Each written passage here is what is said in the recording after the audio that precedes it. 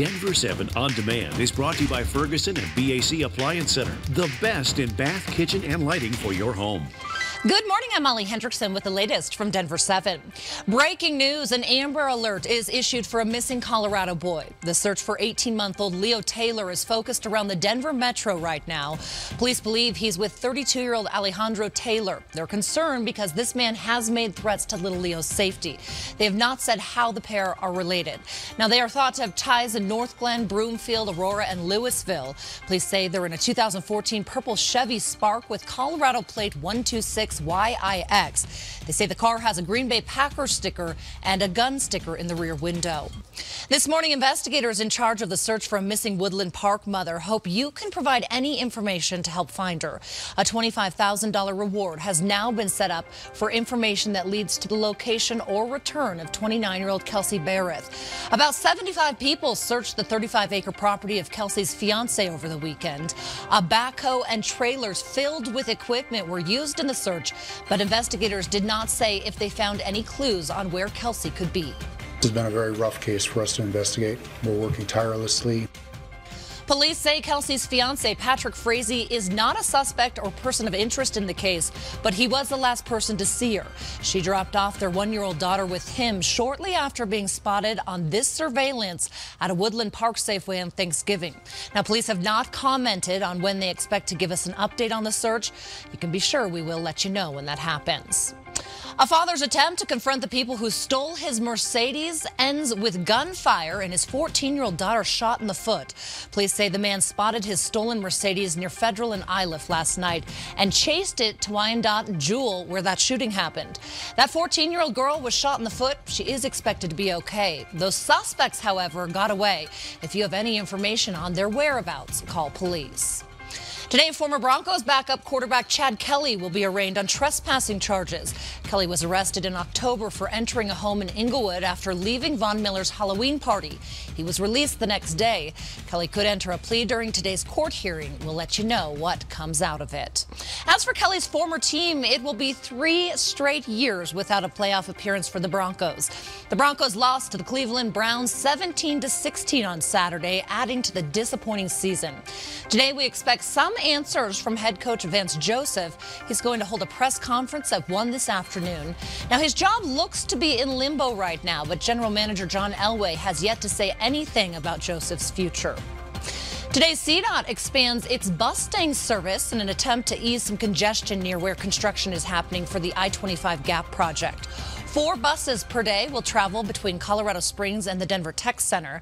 And here's a look at the new route. There will be 16 stops between Arapahoe Road and Yosemite and the Bellevue RTD light rail station. Tickets are $9. This afternoon, the Denver Public School Board will pick its next superintendent. There should be no surprises here. Current Deputy Superintendent Susanna Cordova is the board's lone finalist. I believe that I am the right person for this work. I'm really proud of my accomplishments, and I know that we have a lot of work that we still need to do together. Cordova is a DPS grad who came back to teach in the district. She worked her way up to school principal and eventually to deputy superintendent.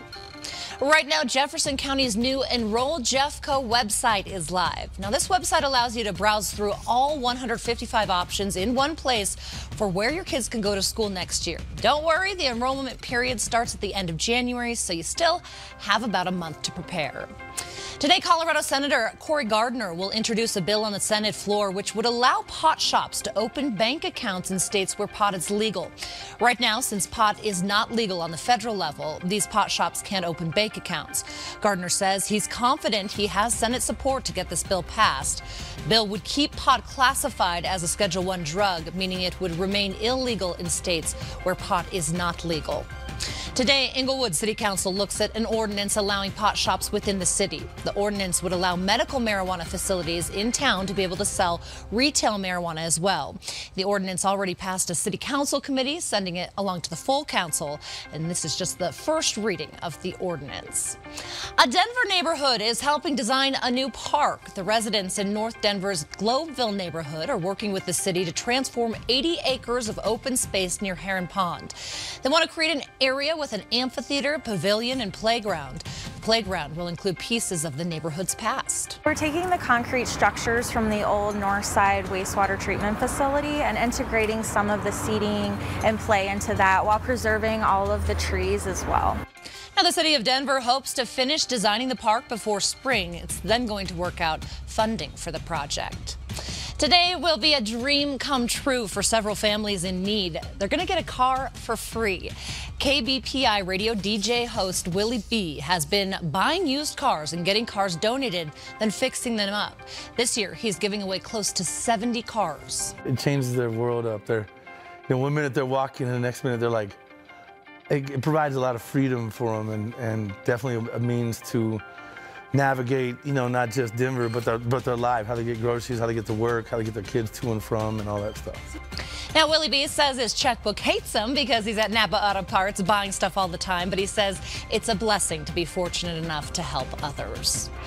Carboy Winery will be taking over the old Govs Park Tavern in Denver's Cap Hill neighborhood. Business Den was first to report Carboy filed permits to take over the building. The winery, founded 2 years ago, produces its own vino. They already have locations in Littleton and Breckenridge. Carboy is on track to harvest 100 tons of grapes from the Grand Valley next year.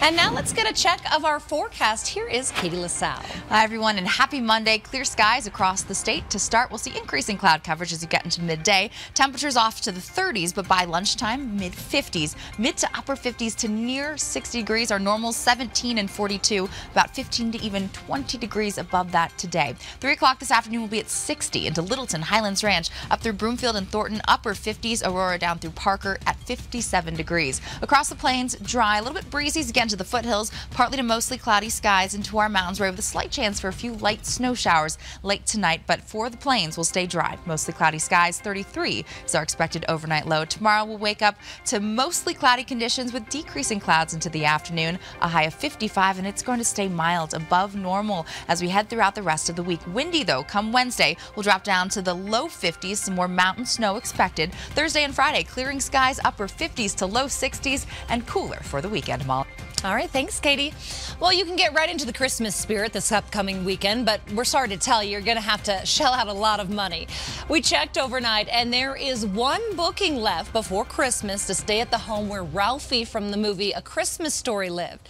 You would have to travel to Cleveland, Ohio, and stay overnight on Sunday the 23rd.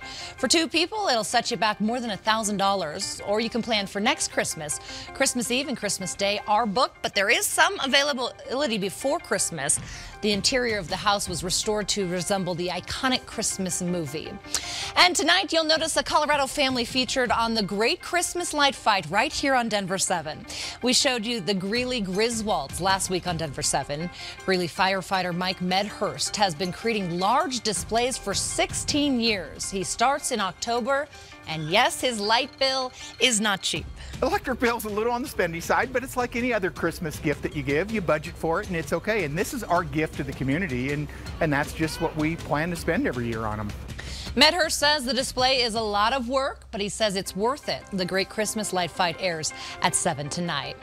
And this has been your Denver 7 On Demand update. Thanks for joining us, and make sure you check back here later today for another update. And download the free Denver 7 app for breaking news and alerts. I'm Molly Henderson.